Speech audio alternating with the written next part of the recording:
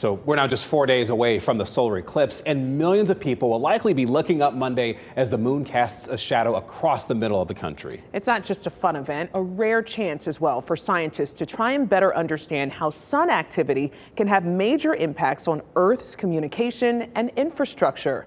Reporter Michael Yoshida talked with NASA about what makes this such a unique opportunity. As millions watch the moon block out the sun, scientists across the globe will be keeping a close watch too.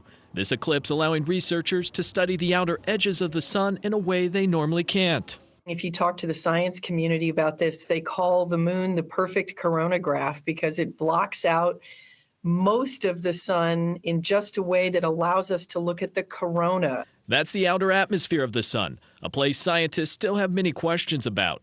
It's where solar winds and storms come from, which when aimed at Earth can affect our upper atmosphere. Sometimes in great ways like the northern lights, and sometimes in not so great ways like disrupting communications. NASA will be using sounding rockets and high-altitude planes to try and better understand this solar activity. In the past, GPS, electrical grids, satellites, and more have been impacted by solar storms. The sun's activity is ramping up.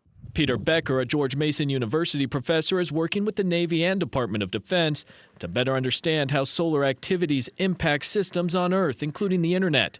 He says a lot of infrastructure needs to be improved to prevent what he calls an internet apocalypse. If you take the internet down, even for a day, I think the estimates are like about $10 billion of economic damage per day in the U.S. alone.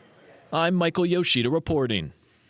And you can watch special coverage of the eclipse Monday on WRAL. NBC Nightly News anchor Lester Holt will be live in Indianapolis, the world's largest viewing site for this lunar event.